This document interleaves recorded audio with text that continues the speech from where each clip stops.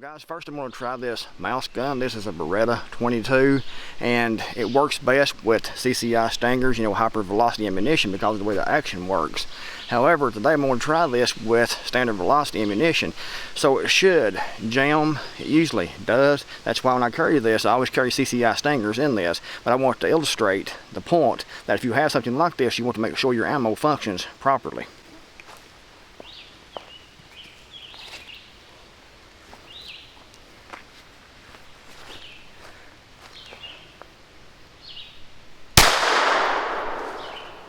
Jam.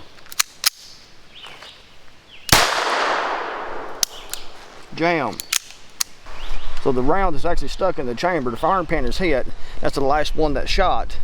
But the case is actually stuck inside of here. So I have to get a cleaning rod to clean this out. That's why I don't like carrying this with anything besides CCI Stingers. I'm just showing this for the fact to let you all know that if you're using a 22 handgun, you definitely want to make sure that it functions reliably with the ammo that you're using. And with these, they want to use hyper velocity ammunition. CCI Stingers, pow, pow, pow, pow, pow, it never does jam. However, with standard velocity ammunition, you can see jams about every shot. Definitely not reliable. You're much better off to carry something like this Glock Model 19 that is actually reliable. I want to shoot the bottle over there that has, I filled it full of water. It's a mouthwash bottle. We'll try that first.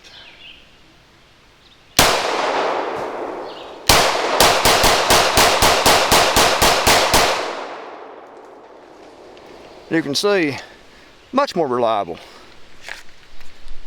15 rounds, much more reliable. So if you're going to carry a handgun, carry something like this Glock 19 instead of carrying something like this little Beretta. You're much better off. This beats nothing by a very small bit, maybe this much. You're better off if you can have one shot with this, bam, usually, and then throw it maybe. But if you're going to carry it, make sure with any 22, especially a semi-automatic 22 handgun, make sure it functions with the ammo you're going to be carrying. Don't cheap out on the ammo, because a lot of them, especially this little Berettas, they will not work. Let's use hyper velocity ammunition. They will jam just about every single time, and you can see this one did. So it's definitely not reliable. You have one shot and then you're jammed up and that's it. You have to throw it at him or maybe use it as a weapon or something like that to bash his head in maybe. I mean, who knows? That's what you're going to have, is pretty much a paperweight. So you're better off, if you're going to carry a gun, to carry something like this, or you know, something like a 38 special Smith & Wesson airweight revolver. That works good also. It's also very reliable, and you only have 5 shots. That's usually all you need most of the time. But you want to make sure, if you're going to carry a gun for self-defense, that it is reliable with the ammunition you use. And a lot of people that I see will carry something like this because it's small, it's light, and it's convenient. They just put this in their pocket and they think they're protected, and you're really not. I bought this to carry like outside here when I'm working for snakes. That's why I bought this, because I have this like this and I can put snake shot or rat shot for the first one in this chamber, and then if I see a snake on the property, you know, I can pop that snake. I didn't really buy this for self-defense, but it's definitely, with standard velocity ammunition, it's not reliable at all.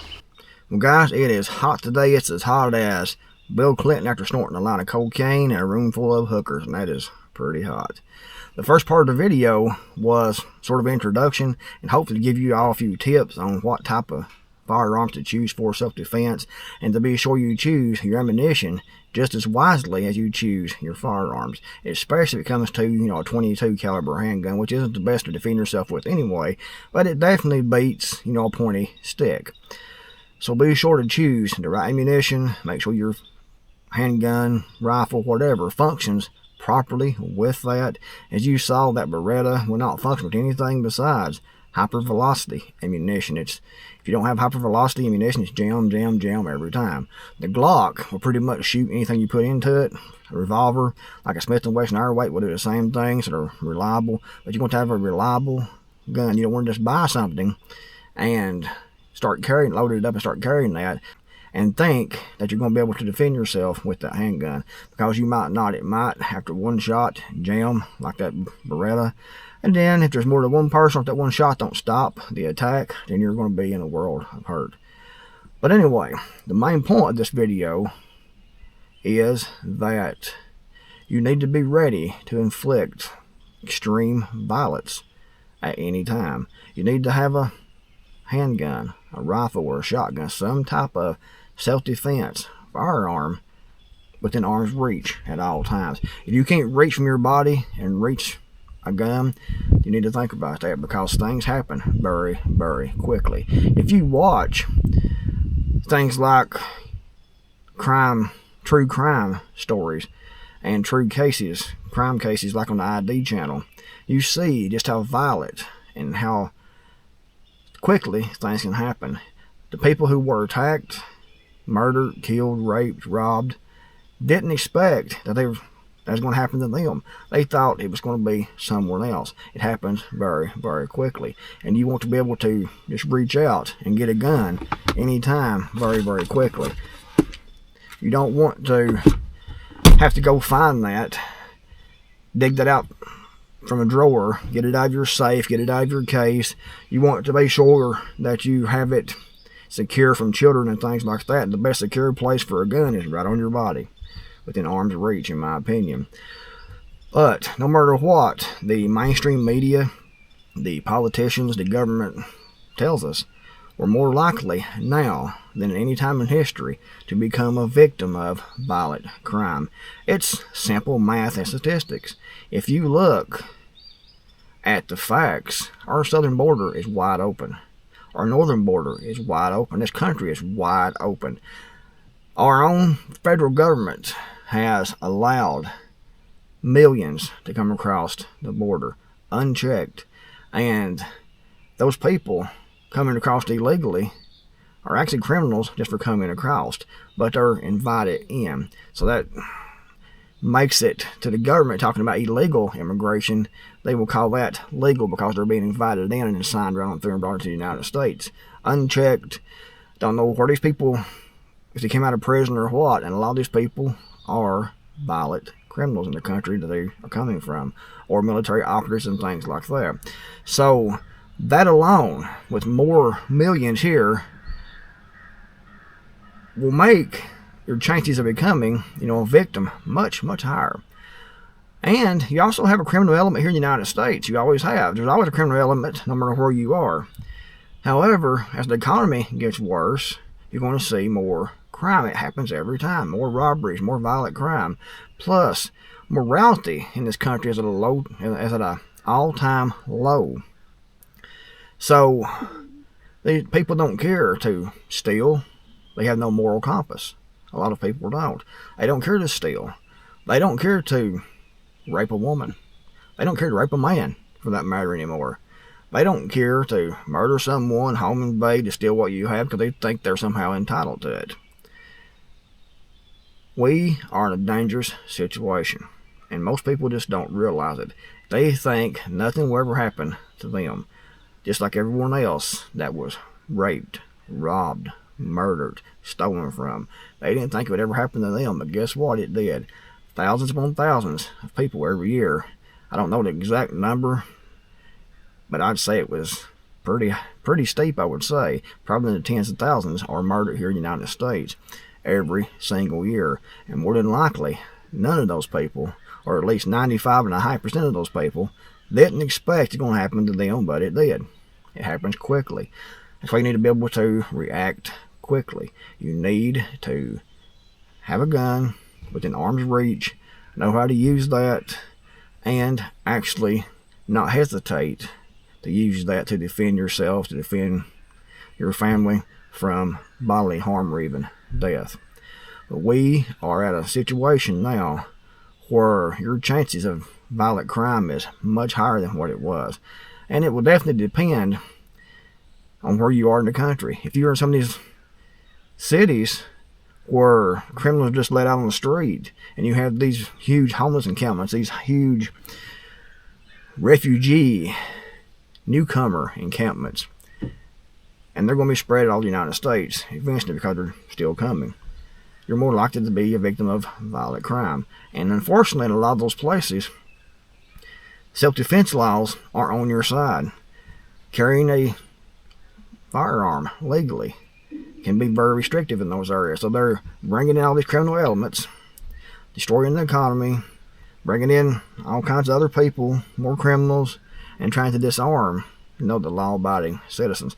And that's why we're seeing a lot of people leave these places, because they see it's not safe any longer and trying to find some place that's more safe to live. More safe for their family, more safe for the kids. Are trying to escape all that violence, all that poverty, all those rules and regulations and high taxes. But in my opinion, a lot of people are leaving because of high crime rates, and they're afraid of being a victim of violent crime because of all these people coming in.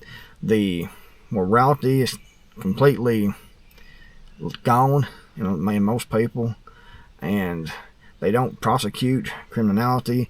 They're allowed to go in and just shoplift in places and pick out what they want and leave and not be charged. So these places are getting more economically depressed because businesses are shutting down, stores are shutting down. These criminals are still there, but all the good people are leaving. So if you're still there, your chances of being attacked, being robbed, raped, or murdered keeps going up every day. But even out here in the rural areas, you're still definitely a chance of being raped, murdered, killed, robbed. If you watched my video the other day on my other channel, The View from Appalachia, where I went to look at the tallest bridge in Tennessee. I'll put a link in the video description box below if you want to check that one out. But when I was there, you could see where someone homeless had been staying there. At least that's what it looked like on an air mattress. I found a used syringe where someone had been shooting up. So we have crime here, we have drugs here. We have, over the last 6 or 7 years here, I think like 8 or 9 people disappeared. Not seen since. Disappear off the face of the earth. Their people, their families, posting their photographs on Facebook. Where's my family member at? What happened? Please let us know if you know anything. The police investigate. Don't find anything at all. Gone. Like just vanishing in thin air. And the majority of those have been male. Usually early 30s. Males disappearing. And I forget how many it is. There's been a couple of females, but majority have been males. And I think it's like 8 or 9 in the last few years here. It's just disappeared. Gone without a trace. What's happening? Is there a serial killer? They certainly aren't just falling dead. If they was, someone would find them. If they wasn't being murdered, then someone would find the body. Because, people that fall over dead are usually in public or in their home, and they don't just disappear off the face of the earth. So when them disappearing like that, it's definitely a sign of foul play. And no doubt, they had no idea they was going to be a victim. But they were. And now more than likely they're dead. Or tied up in a dungeon somewhere being some guy's sex slave. Yeah, it could happen to a man too. It doesn't sound, to people like me and probably you, that sounds horrible, and it is horrible, but it definitely is a possibility anymore with the way people are, because people have no moral compass. And if you're going to carry a gun, you need to for sure. You need to know how to use that. You need to be willing to use that. And guys, you also need to know the law in your state, in your county, your city, regarding firearms laws, self-defense laws. You need to know this, not because the courts follow the law, because we see the way things are going now, the courts are completely corrupt and it doesn't happen. However, knowing the law, knowing what you can do legally will help you still yet if you have to use deadly force, because you will know what to say and what not to say, because when the police come to investigate, their job is to try to convict you. So they'll try to ask you questions to get you to convict yourself. And anything you say will be used in a court of law. You have a right to remain silent. Anything you say can and will be used against you in a court of law. You cannot afford an attorney one will be appointed for you. Do you understand your rights? Yes, sir. I understand my rights. And I will be completely happy to give you a full statement once I talk to my lawyer. And not legal advice, I'm just telling you what your rights are. You have a right to remain silent, so use it. Because the police, when they're investigating, are trying to convict you. They will act like they're your friend. They will act like they are on your side, but they're trying to get you to convict yourself. That's their job. So, use your right to remain silent. You might want to, this is not legal advice, I'm not a lawyer, but this is just some things to think about. You might want to request, if you're going to be arrested, you might want to request to go to the hospital to get checked out to see if you have any injuries or anything like that. Give you time to think. Don't be tricked into saying things, because they want to get you to convict yourself even when you're not guilty, because they want that conviction. So you have to be extremely careful when talking to the police, and my advice is this: keep your mouth shut. Know the laws in your area. You can't justify shooting using deadly force if someone is trying to steal your property. So you know that. So if that, not to, this is difficult, guys. You can't use deadly force if someone's trying to steal your property legally. So you know that. So you can't shoot someone in the back. So you know that, so don't do it. Because, even if someone is attacking you, and say they're attacking you, and they have a knife, they gut you out, and they stop their attack, and they are running away, and you manage to get your gun out, and you shoot them in the back, you can still be charged with murder because they had stopped their attack, and they were leaving. So the law is that you cannot shoot that person in the back as they're leaving because they aren't attacking you right at that instant. So knowing how that works will keep you out of prison, keep you out of jail. Hopefully. It gets very, very complicated. However, if someone is trying to kill you, your family, trying to wound you and your family, you have to be able to react very quickly and very violently to stop that attack, and worry about the court, jail, and everything else later, because as the saying goes, it's better to be judged by 12 than carried by 6. And that definitely goes, for your family, if you love your kids and things like that, you can't hesitate to use what needs to be used and do what needs to be done to save, your children. Or to save yourself, in my opinion, also. You got a right to defend yourself, too. So, always have a gun at an arm's length, because your chances of being a victim of violent crime is definitely increasing. Always have within arm's reach, no matter where you are. If you're in your home watching TV, you want to be able to reach out and get hold of a gun.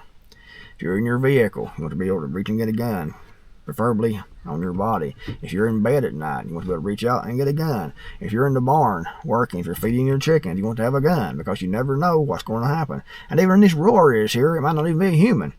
Or even in the urban areas, it could be a stray dog that tries to attack you or something like that, and you have to defend yourself against that, or a wild animal, one with rabies or something. You need to learn how to use a gun if you don't know how to already. Get one that's reliable, get reliable ammunition, practice with it, get some training if you need it, and most people do.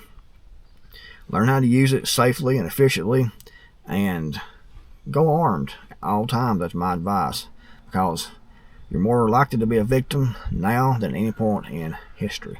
If you agree, give the video a thumbs up. Thanks for watching. I'm the Creekmore. I'm out of here, and I'll see you all in the next video, hopefully.